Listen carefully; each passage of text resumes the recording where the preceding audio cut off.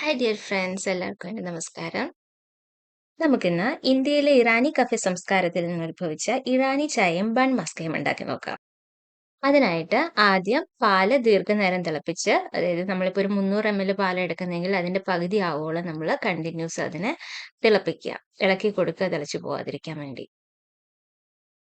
അതിനുശേഷം മറ്റൊരു പാത്രത്തിൽ നമ്മൾ ടീ പ്രിപ്പയർ ചെയ്യുക.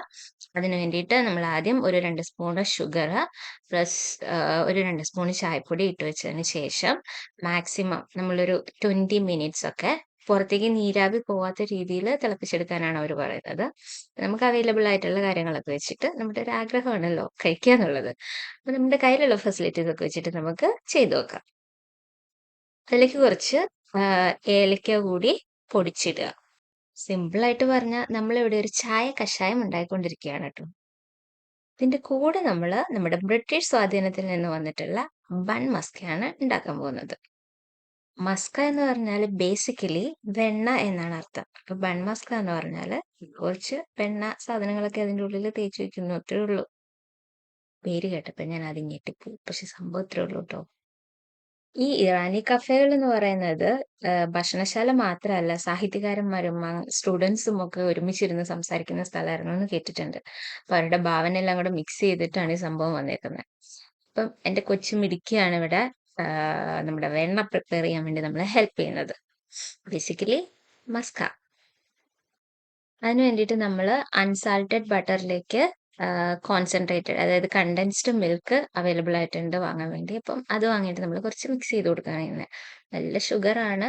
എത്രത്തോളം ഷുഗർ എടുക്കണം എന്നൊക്കെ ആലോചിച്ചിട്ട് നിങ്ങളുടെ ഒരു ഇഷ്ടത്തിന്, പിന്നെ ഇതൊക്കെ ഒരു ആഗ്രഹമാണല്ലോ, അപ്പം അതൊക്കെ അനുസരിച്ച് നിങ്ങൾ ആഡ് ചെയ്ത് കൊടുത്താൽ മതി.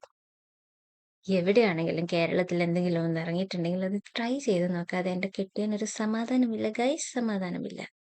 ആ സമാധാനക്കേടിന്റെ പുറത്താണ് നൈറ്റ് ഡ്യൂട്ടി കഴിഞ്ഞ് വന്ന എന്നെ കൊണ്ട് ഇതുണ്ടാക്കിച്ചു നോക്കുന്നത്. അപ്പൊ ഞാൻ വിചാരിച്ചു നാട്ടിലുള്ള വേറെ കുറെ പേരും കൂടെ ഇൻസ്പയർഡ് ആയിട്ട് കുറച്ച് പേരുടെ അങ്ങോട്ട് ഉറക്കം കളഞ്ഞോട്ടേന്ന്. അപ്പം ഇത് രണ്ടും കൂടി അങ്ങോട്ട് മിക്സ് ചെയ്തിട്ട് നമ്മുടെ ബൺ എടുത്തു. നാട്ടിൽ കിട്ടുന്നതിനേക്കാളും കുറച്ച് ടേസ്റ്റ് കൂടുതലാണോ വിത്ത് ബൺ എന്ന് എനിക്കൊരു സംശയമുണ്ട്. അതിനുശേഷം നമ്മൾ സ്പ്രെഡ് ചെയ്ത് കൊടുക്കുക. ക്ലോസ് ചെയ്തതിന് ശേഷം അതിന്റെ സൈഡിലൊക്കെ കുറച്ച് ഒരു അലങ്കാരത്തിന് വേണ്ടി കുറച്ചും കൂടിയൊക്കെ ഒന്ന് സ്പ്രെഡ് ചെയ്ത് കൊടുക്കുക. അപ്പം ഉടനെ എൻ്റെ പ്ലേറ്റിലെ സാധനങ്ങളുടെ എണ്ണം കുറയാൻ സാധ്യതയുണ്ട്. നിങ്ങളിപ്പോൾ കണ്ണുനിറച്ച് കണ്ടോളൂ.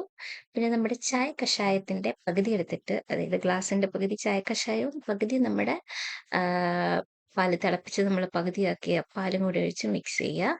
അപ്പം നമ്മുടെ സംഭവം റെഡി ആയിട്ടുണ്ട്. ഇറാനി ചായ ആൻഡ് ബൺ മസ്ക. വെറുതെ വീട്ടിൽ ഇരിക്കുന്നവർക്കും നൈറ്റ് ഡ്യൂട്ടി കഴിഞ്ഞവർക്കും പരീക്ഷിക്കാം.